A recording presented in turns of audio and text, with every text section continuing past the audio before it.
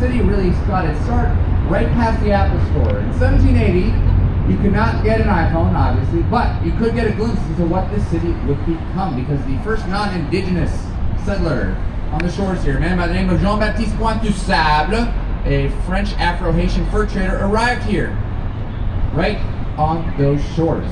From there, the city went on to explode into the mammoth urban metropolis we are about to see, and it hasn't stopped since, moving people, goods, cultures, and so much more in its history. It's had ups and downs, triumphs and challenges, but through it all, it has come out to be a beautiful city, and we'll get a sense of that history of all the successes and failures and everything in between, and we'll see it in the built environment. Are you ready to get this show on the river on the road? Then let's get into it right away. On your right, a Chicago icon, the Wrigley Building. Built in 1924, it's covered in over 250,000 white terracotta tiles, making it fireproof. Very important, we'll get into that later. In 1924, it was the tallest building in Chicago. Give you a sense of what the city looked like.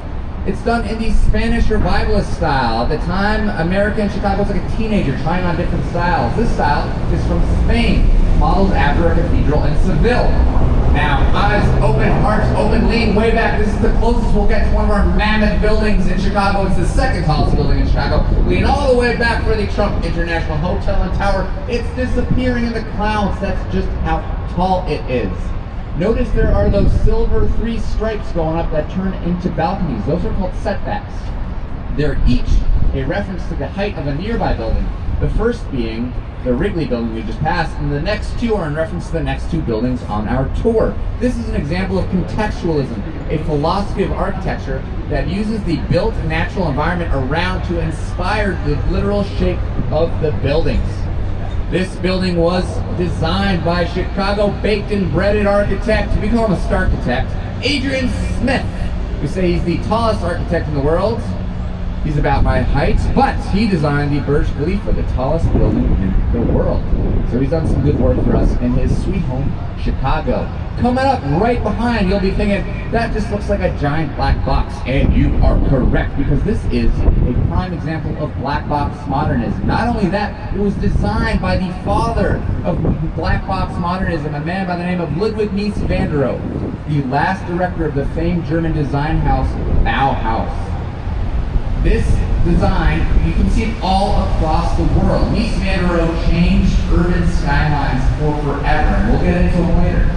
Fun fact, I used to work in an office in that building, sitting at my computer. I'd look out the window and think, man, I'd love to work on a book one day like that. And here we are in Chicago. Your dreams can come true. Coming up right after it is one of my absolute favorites. It's the Corn Cob Towers, actually designed by a student of Mies van der Rohe who thought outside of the black box modernism. That's because these buildings have no right angles. The architect, Bertrand Goldberg, thought that nature doesn't have any hard right angles. Why should our buildings? So his buildings are designed in curves, actually inspired by a sunflower. We call these buildings Marina City because, one, it's got an arena, so if you decide to move to Chicago after this tour, you can bring your boat. We've all got one of those. But 2, because it's a literal city. When it was built in 1964, it was the tallest residential structure in the world and had tons of amenities. It had an ice skating rink, a movie theater, a cocktail lounge, offices, supermarkets, so much more. It still has a lot of those, but in 1964, when this was built, that was important. Because Chicago wasn't the cleanest, safest place to be. People were fleeing to the suburbs in droves. So they had all these amenities inside to give people a reason to just stay inside in downtown. It's still very popular, and yes, all the apartments are in triangular shape. So if you have an isosceles bed or a right angle sofa, that could be the apartment for you. We love that building. It's also on the cover of the seminal Dad Rock Chicago album, Yankee Foxtrot Hotel by famed Chicago band Wilco. If you want the sound of Chicago, check that album out. It's amazing. One of my favorites. Coming up on your right, a red brick building, not representative of a specific time, architecture style, but representative of a time. Because when this building, the Reed Murdoch building, was built in 1914, all along the Chicago River would be buildings just like this. That's because at the turn of the 20th century, Chicago was an economic powerhouse. We were doing big business, folks. And so we have buildings like this that were warehouses, making sure goods could come in and out of Chicago at all times. You'll notice that there are 6 bay windows on the near side and only 5 on the farther side. There used to be 6, and they cut them off, but they hid it. Unfortunately, pesky docents like me love to tell crowds like you about it. That's because, as I mentioned, Chicago is a city in motion, always moving, changing, and shifting to the times. And in 1909, a new plan for Chicago called for the expanding of this bridge right here, LaSalle Bridge. So they literally chopped off the last bay window. It is now home to the offices of Encyclopedia Britannica. I know Chat Shmee Me Me or whatever it's called is all the rage, but the folks at Encyclopedia Britannica are doing great work over there. Knowledge for mankind. Now, I'm going to give you a lot of pointers about different buildings. I also encourage you to let your eyes wander and take in different parts of the city. This is a tour I will guide, but it's your tour, so let your eyes wander. See what you are naturally drawn to in this urban Chicago. But I will draw your attention to this massive building coming up over the right. When it came out in 1929, it was the biggest building in the world with 7.5 miles of hallways, 73 football fields worth of office space. It had its own zip code until 2008. It's the Merchandise Mart. When it opened its doors in 1929, it was the roaring 20s. The money was flowing, the champagne was bubbling. There's this new thing called jazz. People really like this new thing called jazz. We're like, this is funky. That's because times were good, business was good. There's a lot of economic optimism in the U.S. And so they reflected that in this style known as Art Deco. Notice how the windows are pushed in to accentuate those vertical lines, helping you look out at the gorgeous ornamentation, those metal and stone decorations up top. I love the Art Deco style because it is a style lost in time, lost in the optimism. Because everything was great in the 20s. Nothing could ever go wrong, right? Of course, things came crashing down shortly thereafter. But right before that, business was good. We had companies like Marshall and Fields and Sears, and they needed big offices and big space for their warehouses and trade shows. Nowadays, it's still offices, it's still used for trade shows, it has its own CTA stop for our lovely L-track. Now, open your eyes, open your hearts, we're reaching where all 3 points of the Chicago River collide. It's Wolf Points. Check it out. What a beautiful moment on the tour. It's filled with some of our newest buildings on the river. All these buildings have been designed in the past 20 years or so, except for the building on the right, the Newbeam building from the 80s. One of my absolute favorites on the tour. A great example of that philosophy, contextualism. The context being the curve and color of the river. If you've ever seen Ferris Bueller's Day Off, Ferris' dad works here until he comes home to find Ferris, of course, still safe and sound. Bed. Wolf Point, despite all these fancy new buildings, is an old name, stemming from 1800s frontier Chicago. I want to draw your attention first to our Hot Pocket building, which also uses contextualism in that curve, but also to those circular vent fans on the bottom. Those are actually very important. They're not flashing. Those are the vent fans that push exhaust out, because keep this in mind as we continue with our tour. All along the west side here, the river, all along underneath, there are train tracks. Chicago is a city built by trains. Our trains helped win the Civil War and transporting goods and soldiers, and are still very important. Amtrak and Metro run all along the length here. So all the buildings on your right here have to deal with the train tracks underneath, including the tallest building along the river, to North Riverside. You'll notice it's absolutely massive, but narrows down at the bottom. The bottom of that building, despite its height, is only twice the width of this boat, 39 feet wide. Now that's a problem, because we're in the Windy City. Things get pretty windy here, so building that tall, that narrow, the bottom could fall over at any moment. Which brings us to our first strategy of sway reduction. We'll have 3 strategies. Sway reduction. This building, at the very tippy top, has 12 massive tanks holding 160,000 gallons of water. It's called an inertial dampening system. So what happens is that wind hits the building and the water sloshes around to keep the building upright. An inertial slosh dampener. Some say it looks like a champagne flute. I think it looks like a guy that could fall over from having too many champagne flutes. Fortunately, it doesn't because of the water up top. It also leaves room along the river for folks to enjoy. On one side, it's got the train. There we go. On one side, it's got the train tracks. On the other, it has the river. And in 2000, we were appreciating our river more. So, City Council made a rule that any building constructed along the river has to leave 30 feet of space for folks, like the building on your left, the Bank of America building. Notice its own unique approach to leaving space right on the river. Those massive tripods. Those are so impressive, I think. They hold the building up on one side so that folks like us can enjoy the river. Now we are going into the chronological canyon. That's because the next few buildings were all designed in chronological order. Very helpful for my memory. Starting with one of my favorites on the tour, another Art Deco masterpiece. It's the first stone throne along the river. Notice the arms and the backrest. It's 150 North Riverside. Look at the ornate carving into the limestone itself. This building used to be home to the Chicago Daily News in 1978, and it pays homage to the history of printmaking. On the second story or so, you can see carved in the limestone. Those are known as bas reliefs, and they show important people and moments in the history of printmaking, like hieroglyphics, the Gutenberg press.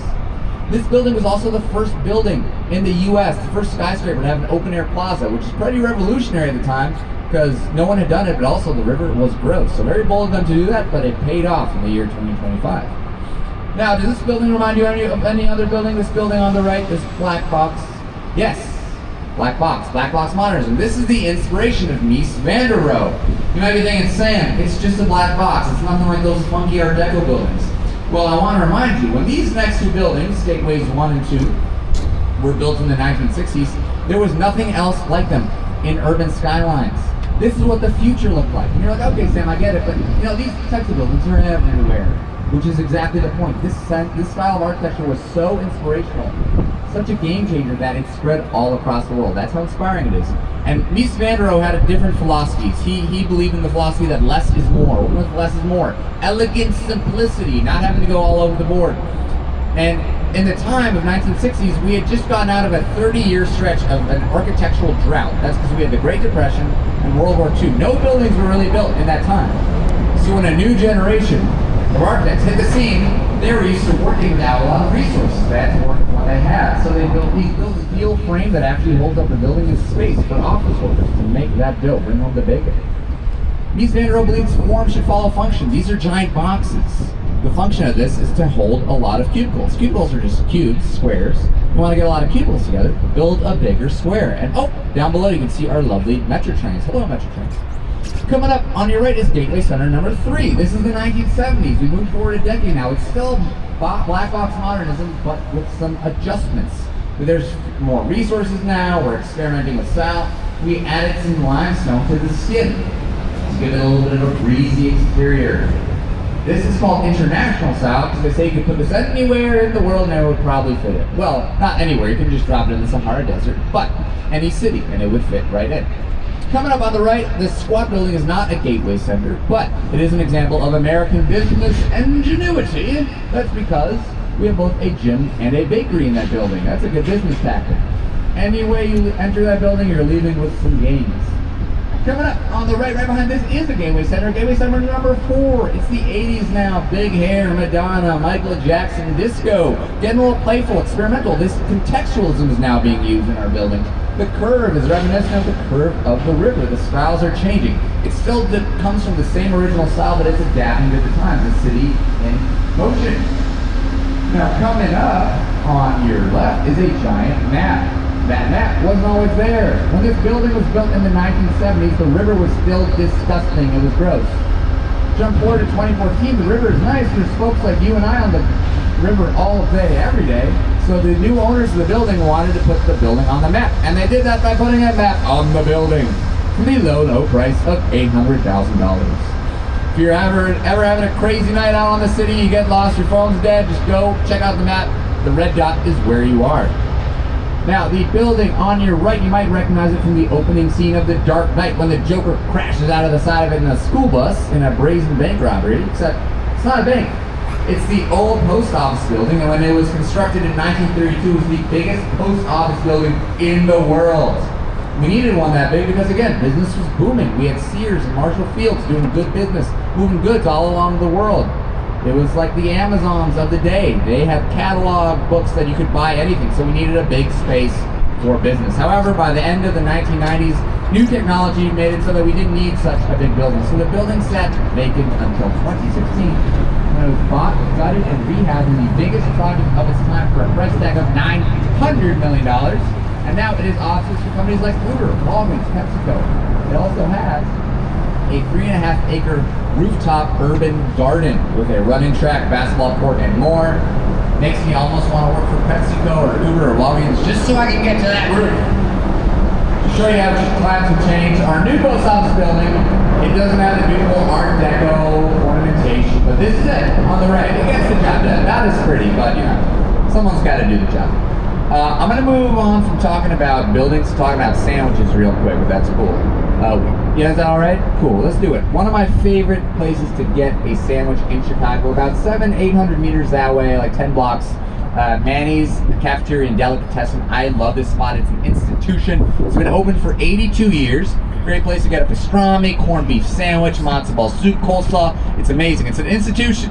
Every election day, all of the candidates in Chicago will come there in the morning to talk and schmooze with the press. There's a lot of pictures of a young Obama ordering a bagel and lox there. Ideal place to get a Reuben. Ideal place for a sandwich. Not an ideal place for a sandwich 154 years ago. 2 reasons. One, you'd have to wait 72 years for a sandwich. Too long, I have a 2-year sandwich waiting rule. But two, 154 years ago, on the night of October 8th, 1871, the Great Chicago Fire started. An event that changed the history of Chicago forever. The city that is behind you would not be the city that you would see today if not for the Great Chicago Fire. It left the Chicago of the time looking like, as one writer of the time put it, like the great ruins of civilizations like Rome and Greece. Let's talk about how we got to the Great Chicago Fire. Cool? Let's do it. All right, so 1840 Chicago, cute town, small town. Nothing to write home about. It's, 4,500 people, cute. 1870, 30 years later, 300,000 people are living in Chicago. That's a 65,000% population increase in 3 decades. To put it in perspective, let's say I go home, I tell my girlfriend, hey babe, I love you. Is there any chance I could have a few friends over? She's like, sure. I know you wouldn't do anything crazy. And I'm like, okay, for sure. And then I invite 130 friends to stay with us indefinitely. That would probably be the nail in the coffin in our relationship. But the point being, Chicago was growing fast. And it was growing fast because their business was good. We had a lot of factories. There was a lot of opportunity to create wealth for yourself here. And so people from rural America who didn't have jobs and immigrants from across the pond who were looking for new opportunities all came to America looking for opportunities. Problem is, they didn't have a lot of money. So they needed a place to stay. What would they build their homes out of? Well, stone was expensive. Shoulda, coulda, woulda. They used wood. They used wood for their homes. They used wood for their sidewalks. They used wood for the streets. Everything was made of wood. Which brings us to our third point. Summer of 1871, Chicago only got 1.5 inches of rain between July and October. 1.5 inches, like this much, in 4 months. So Chicago was dry. They could have used some like Aquaphor or shea butter. It was dry. So the night of October 8th, 1871, the story that spread at the time is that Catherine O'Leary, about yonder, was milking her cow when her cow kicked over a kerosene lamp, sending the barn and then the rest of Chicago into flames. Now, that story isn't exactly what happened. We don't exactly know. In the 1990s, however, City Council exonerated Catherine O'Leary, which was all nice and all, but she had been dead for a number of decades. But the story spread at the time because Catherine O'Leary, she was an Irish immigrant, she was Catholic, she was a poor woman. And at the time, being a religious ethnic minority from the lower rungs of society, of the economic society, was a mark against you. So the story spread fast, but not as fast as the fire. Because on October 8th, 1871, a wildishly fast southwest wind took the fire from the barn to the edges of the river we are on right now. Firefighters had been fighting fires all summer long and were tired and actually went to the wrong place, allowing the fire to spread. They hoped that this river would help curb it. However, the winds were so fast it took flaming debris across the river. It's even said that the river was so polluted that the industrial waste caught fire. The river was literally on fire. From there, it wiped out the entirety of downtown, including our water pumping station, leaving Chicago defenseless. From there, it spread across the main branch where we started, up north 2.5 miles, sending Chicagoans running for their lives.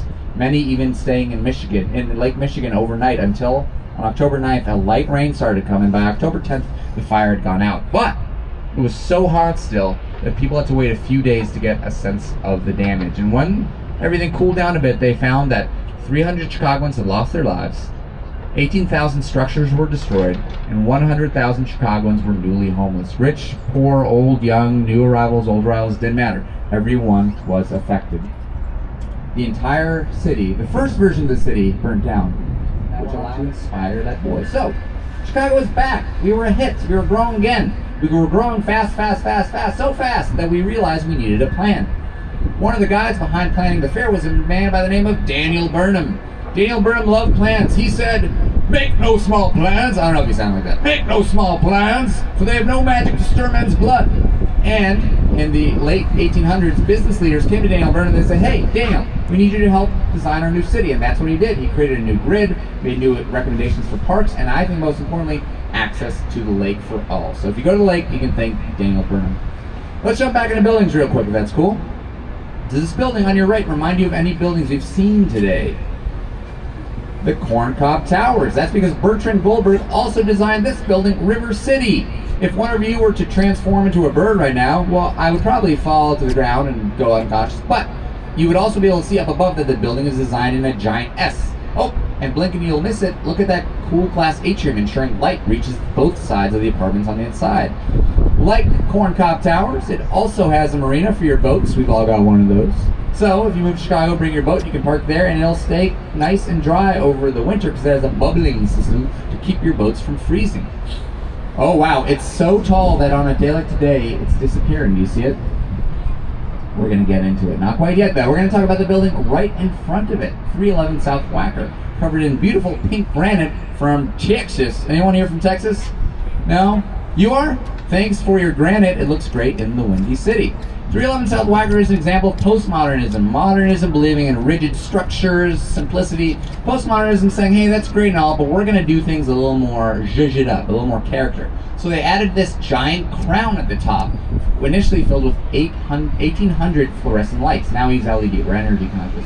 At night it glows up, and we were so proud of it when it first went up that we kept it up all night long, all year long, which is great, unless you were a bird. If you're a bird, you're like, hey, that's weird. I don't remember them moving the moon to Chicago.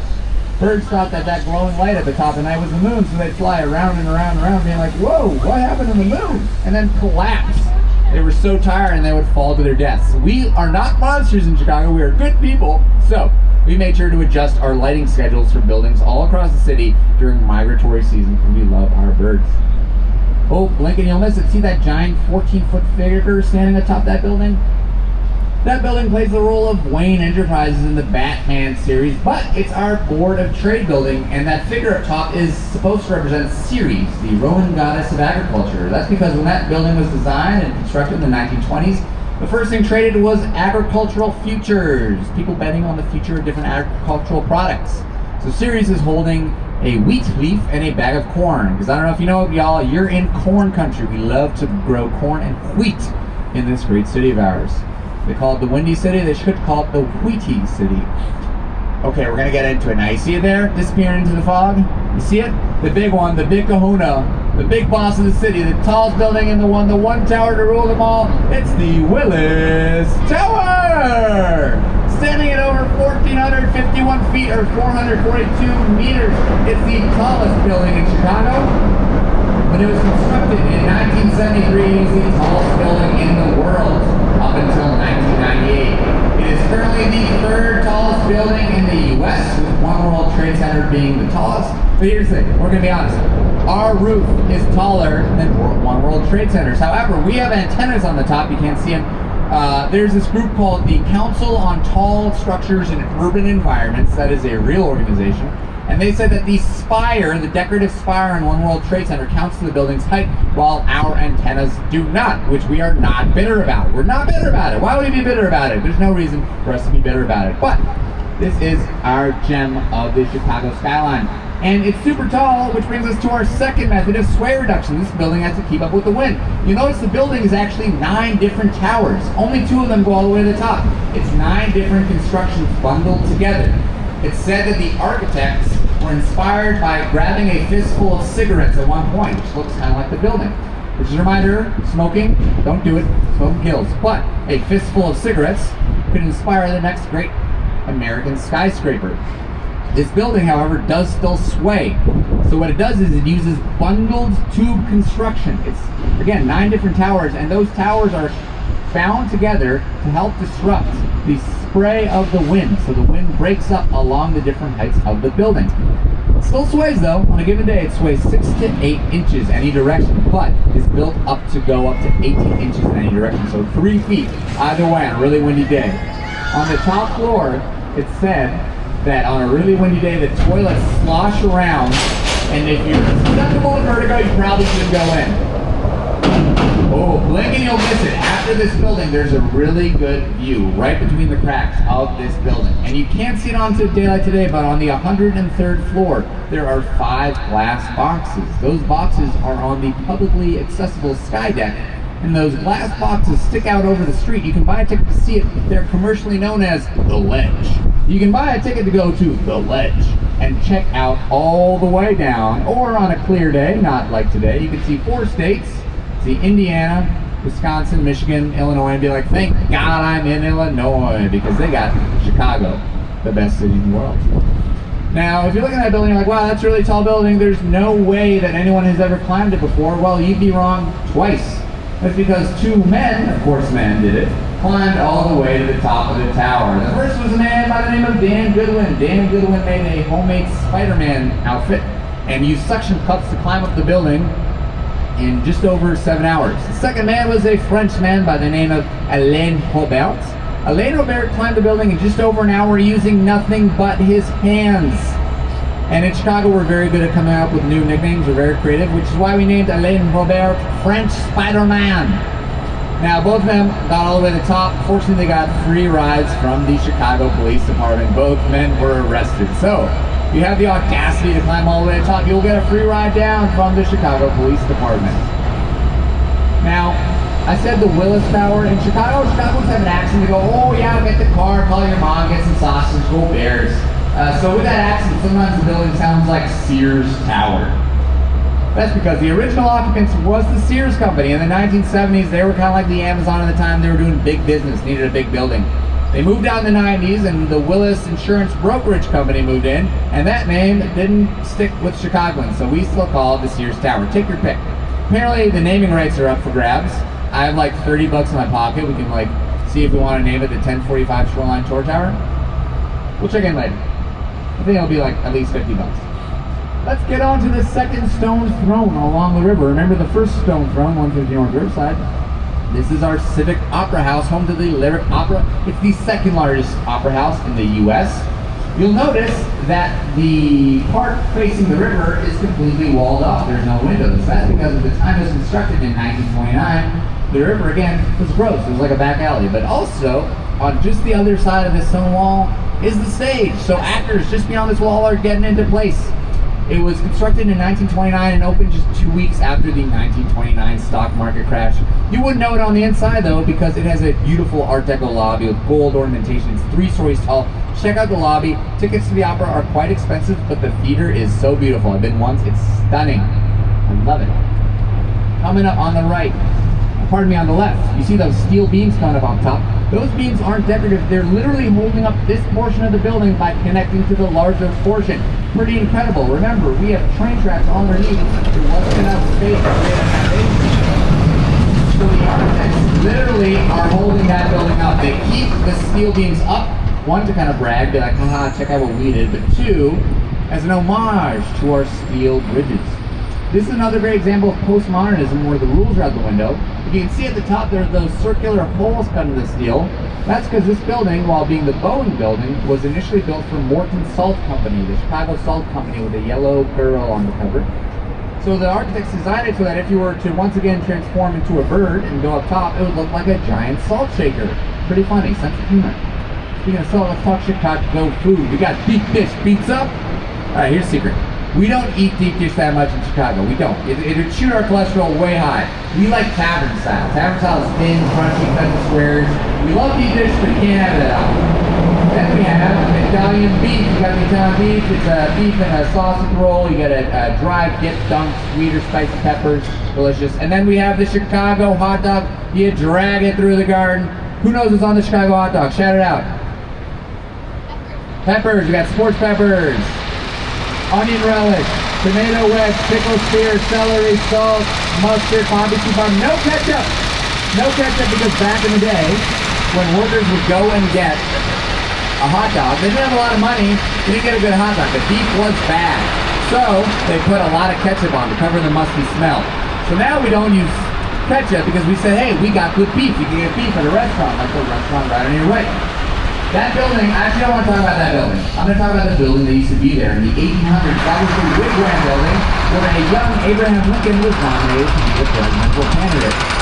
Now we're getting back to one of my favorite views on the tour. We are back in the great urban canyon of Chicago. Let it seep into your soul. Looks good today. Looks good every day though. You'll notice on your right we've got the Riverwalk. The Riverwalk was part of the 1909 Daniel Burnham plan to give access to our natural amenities. However, it only started construction in 2003, wrapping up in 2016, and was designed by Chicago baked and breaded architect Carol Ross Barney. Shout out Carol. She designed this 1.25 long Riverwalk. Goes to show you how much we've come to love our dear river. It's got 6 different rooms. Check out those rooms as we go by. When in 1970 we still weren't taking good care of our river. There were about 10 species of fish in the river. Zoom forward to today. We love our river. We take good care of it. We have 70 species of fish now in the river. And in September, a 71st species rejoined humans.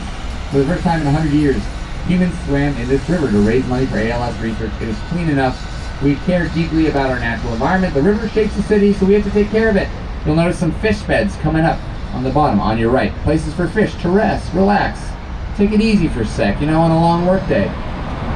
Blink and you'll miss it. At eye level on your right, we've seen plenty of expensive glass boxes on the river. This one is just as expensive. Look at that, right over there. It's filled with 32 high-level projectors. That is an $8 million glass box that projects beautiful projected light and art onto the 2.5-acre facade of the Merchandise Mart for Art on the Mark, the longest running, largest outdoor art exhibit. It's Thursday through Sundays, 7:30 to 8 during the winter. It is completely free. There's no way for them to ticket for you. If someone says, hey, you gotta get a ticket, you don't. Look, there are those fish beds I just mentioned. We love our fish and our birds. Sorry birds, about the lights. I love this building coming up on the right. Notice it's got 2 sides to it. That's the builder's building. We've seen a lot of buildings that builders have built. When builders aren't building buildings, they need a building to go into between building buildings. That's our builder's building. It has a lot of architecture and construction firms. The portion of the building farther from us was built in the 1920s, using a lot of symmetry and stone and decoration and ornamentation of the stone. The portion closer to us was built in the 90s and is an example of postmodernism. I love this building because it shows how architecture in Chicago is not only in conversation with the river, the architecture is in conversation with the history of Chicago architecture. The architects who added the expansion were inspired by and paid homage to the original part of the building, adding new postmodernist flares, but also keeping it in line with the original function of the building. Our buildings are talking with each other. One of my favorite conversations between our buildings is coming up though. There's a short, squat building coming up on your right. We call it the Danny DeVito building. It's much shorter than the rest. That is 55 Southwest Wacker over there. 55 West Wacker is the only example of a style known as brutalism on the river. Brutalism is being a subset of modernism. It came about in the 60s. Times were pretty crazy in the 60s. So people wanted buildings that could make them feel safe with thick exposed concrete, kind of like a bunker. You might see buildings like these on college campuses, government facilities, or a bank. There is indeed a bank in that building. Banks are boring. Get it? A safe, boring building. Now, the architect of the building just passed it, realized that the building he was building was going to be way taller than the Danny DeVito building. So you'll notice in the middle, right around where 55 West Wacker ends, there is a strip, a line where 55 West Wacker ends. You see it? That's known as a cornice line, and I'm told in the architectural world, that line is pretty much a boop on the nose to 55 West Wacker. Recognizing how tall it would get, they said, hey, let's give it a little homage. Our buildings in conversation with one another. One of our favorite buildings in Chicago, coming up in the distance, covered in real 24-karat gold, half the thickness of saran wrap, and beautiful green terracotta, the Carbide and Carbon building. We love this building. It's absolutely gorgeous. Another beautiful Art Deco building, a style lost in time. It kind of looks like a champagne bottle, which is ironic because at the time it was designed, it was a prohibition, so we couldn't drink. But the architects made it look like that in a sort of wink, nudge kind of way, because we love a good drink in the city. It was designed by the Burnham brothers, sons of Daniel Burnham, a family business, and it is now the Pemsbury Hotel. That is the one. So if you want to book a room there and try to pull a Spider-Dan or a French Spider-Man and steal some gold, you could try, but I didn't tell you to do that. You see that building poking up right there? I love this building as well. Oh, so many good ones downtown. That is the Mather Tower. The Mather Tower is the tallest building in Chicago when it was built in the 1920s. It was built in the French Gothic Revival style, taking inspiration from French cathedrals and medieval style. It was the tallest building at the time that was built in Chicago due to a rule that said you could build as tall as you wanted to as long as the top floor was only 25% the width of the original building, which is why the top floor of that building is only 9 feet wide. That top floor is a dome known as a cupola. The cupola was actually replaced in 2000, and they did it by bringing the new cupola on a boat down the river and using a helicopter to bring it all the way to the top. It's also connected to the London House Hotel. The London House Hotel has a rooftop. You can go there. You don't need a reservation, but one will definitely get you a table. And we've seen some great views from down below. If you want to see some beautiful views from up above of our buildings, great place to go. For a downtown rooftop bar in a major urban area, not bad prices, I will say. And it's connected to the London House Guaranteed building, done in the Beaux Arts style, classic revivalist style, taking inspiration from ancient Greek and Rome design principles and ornamentation. Stunning buildings. Look at all the stone details that. They don't make them like that anymore. Style's lost in time. Now remember the Wrigley building we started with? It has a sibling. It's coming up on your left. Just behind the Wrigley building is the Tribune Tower, done in the Gothic Revival style, taking inspiration directly from the cathedral in France, in Normandy. You see it there? It's got such beautiful stone decoration. It's got those giant arches. Those are known as flying buttresses. In many cathedrals, they'll actually offer some protection and help hold the building up. These are merely decorative. Nowadays, it's no longer the home for the Chicago newspaper that it was home to starting in the 1920s. It is now luxury condos. In 2018, turned to luxury condos. If you have a loose $8.1 million in your wallet, you could buy one of those condos. But back when it was still the home quarters for our Chicago Tribune, the character known as Colonel McCormick, the owner and publisher of the Chicago Tribune, encouraged his foreign correspondents to both receive and generously take pieces of famous buildings in the places they were doing their work. So if you're on the sidewalk at ground level, you can see all these. It's very cool. There are pieces of other famous buildings like the Taj Mahal, the Great Wall of China, the Great Pyramids, the White House. I tried taping up a piece of my drywall from my apartment to the building. They said, "No, thank you, sir. Please leave." I find it very moving that in around 2018 they took a piece of steel beam from the World Trade Center and put it on that tower. Lovely building. Blink and you'll miss it on your right. See that wavy building in the back? That, I think, is maybe my favorite building along the river. That is known as Aqua Tower. That wavy exterior is actually inspired by the natural limestone that protrudes along Lake Michigan, being shaped by our river and our lake. Those curvy balconies do a few things. They help mitigate wind. They help let birds know there's a building there. Again, we love our birds. And they also offer pretty cool balconies for different folks. Aqua Tower used to be the tallest building in the world, designed by a female-led architect. Sadly, that title was taken by the building right behind it, the wavy green, blue, gorgeous building, St. Regis Tower. It's the third tallest tower in Chicago. And because it's so tall, of course it needs to deal with sway. It needs to use sway reduction. And this building actually uses all three versions of sway reduction, including the one we haven't talked about. Who remembers the first kind of sway reduction? The water thing, yes, inertial slosh dampener. It's got water all the way to the tippy top. Who remembers the second one? Wind, it does have to deal with it, that's true, and it deals with that through bundle to construction. Bundle to construction, you'll see that the St. Regis Tower is actually 3 or 4 different towers, a combination of residential and hotel space. See, it's got 3 and 4, it's kind of hidden because of the cool glass. And fourth, you'll see on the 83rd and 84th floor, there's no apartments there. There's just the elevator shaft. That's because when they were building this building at the low price of $1 billion, they realized the building would topple over if they didn't do something. And so, they realized they could take out 2 of the floors to allow wind to blow through. That is a blow-through floor, our third method of sway reduction. We're very grateful for the blow-through floors. They help make sure the building stays up so we can all enjoy it. Not great for the developers. They lost millions of dollars on that. These are very pricey condos. If anyone has a loose $20.1 million in their wallet, you could buy a duplex that was recently sold there. This building was designed, again, by the tallest building designed by a female-led architectural firm. That architect, Chicago-born, bred, baked bastard. We love our Chicago architects. Jeannie Gang, we love Jeannie Gang. She's a Chicago native, a Chicago genius. She won the MacArthur Genius Award, an award literally given out to geniuses that provides $800,000, no strings attached. Jeannie can use it on whatever she wants. She could use it on, a nice little condo. She could use it on 16,000 architecture tours if she wanted to. Or one architecture tour with a tip that changes Olivia at the bar's life forever. We love Genie Gang. Genie Gang recently won the bid to redesign a Chicago O'Hare Airport terminal, which is actually designed similar to the shape of Wolf Point. It's triangular, like the three branches connecting. Again, the Chicago River not only shapes and inspires our architects in our built environment.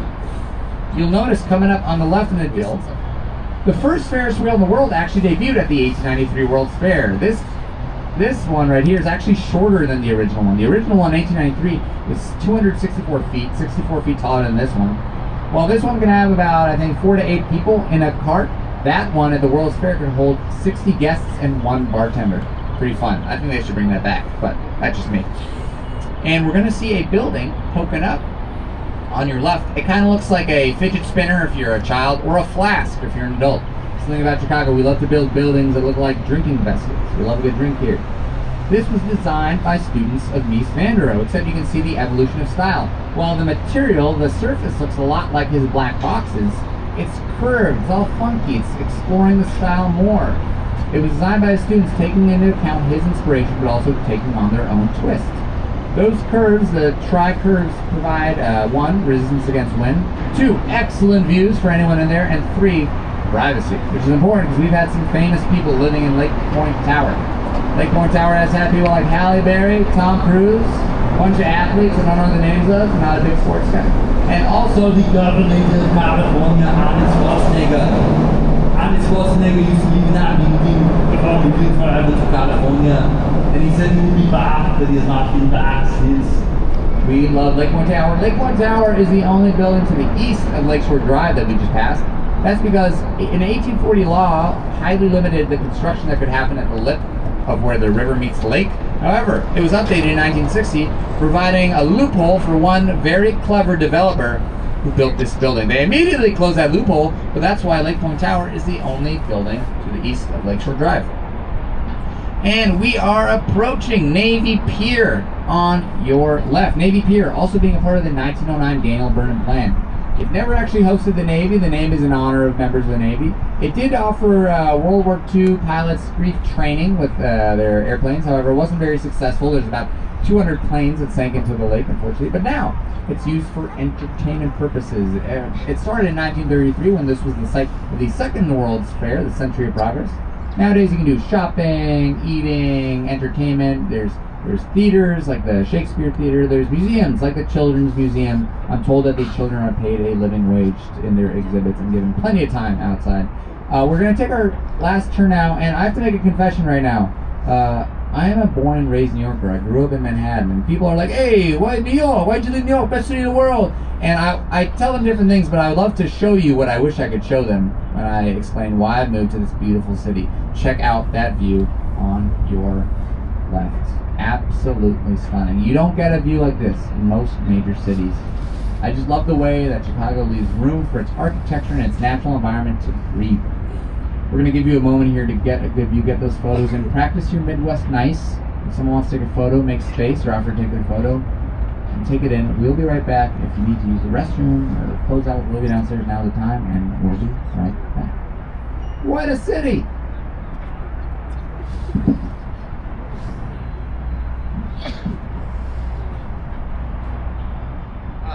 Every time.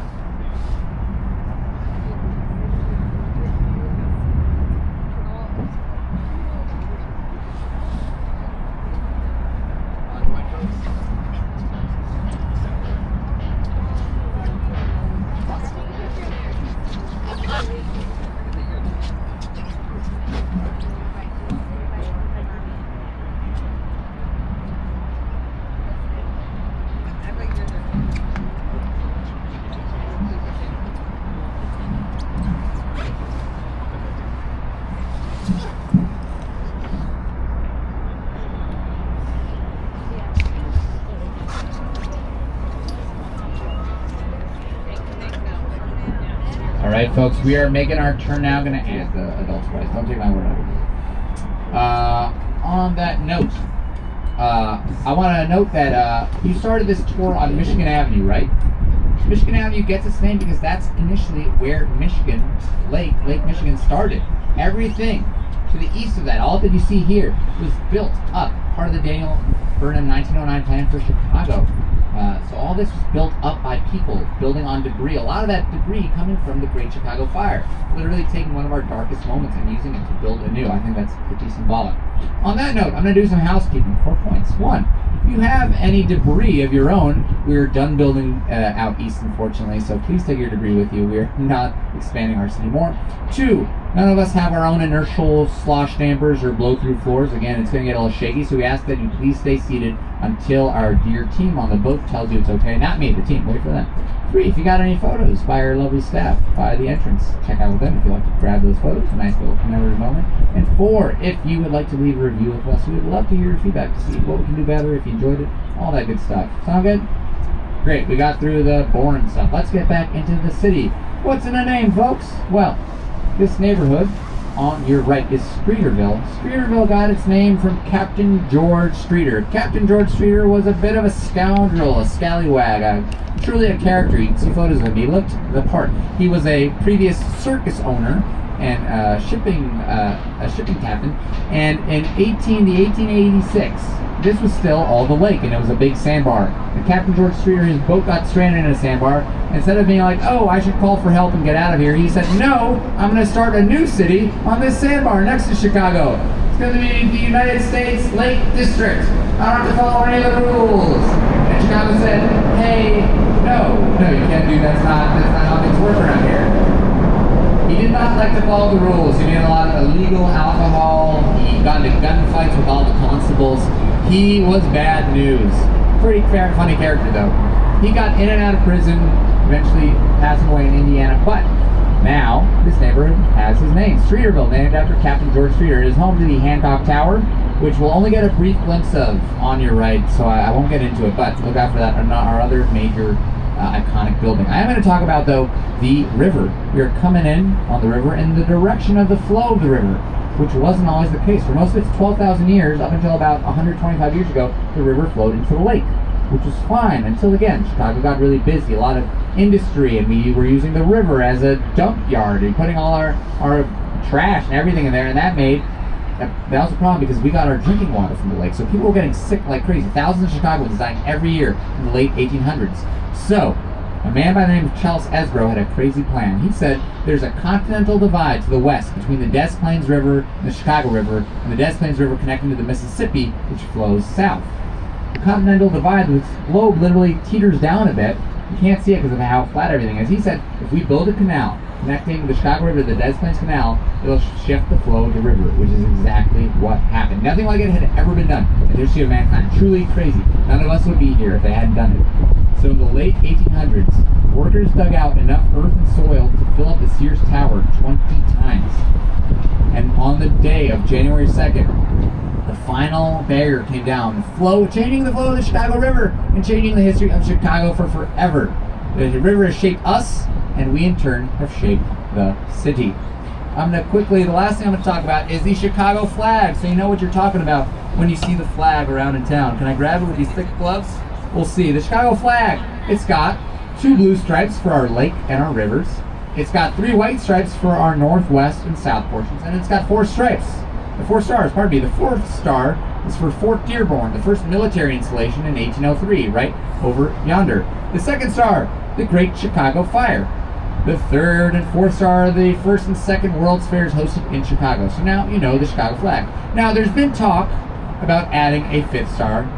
They say for different mayors or our survival through the COVID pandemic. I think they should make the 5th star the 1045 Shoreline Sightseeing Star because of how lovely you have all been today joining with us. So we are called the Windy City, right? People think it's because of our politics, because of our weather. It's actually because ahead of the 1893 World's Fair, when Chicago officials were trying to bring it here, they went to New York and kept blabbing on and on and on about how great Chicago was, even after the fire. And New York politicians were like, oh, those Chicago blowhard windbags. Those blabbing on and on. So, with that in mind, I hope I've been a decent Chicago blowhard windbag for you all. And I encourage you to find a reason to be your own windbag, to find things to blab on and on and on about. While the river has shaped our beautiful downtown, which I think, again, New York is not a downtown like this. Want to shake our downtown? We are in the city of neighborhoods. We have so many beautiful neighborhoods, each with something unique to offer. So I encourage you to find a part of the neighborhood, a part of the city that really you are drawn to beyond our beautiful downtown. If you need any recommendations, I'll be at the top of the stairs towards the end. But with that in mind, be your own, blow hard the wind back in the great city of Chicago, the city in the garden, the Paris on the prairie, the city of big shoulders, hog butcher of the world. Please give it up one last time for a great home, sweet home, Chicago!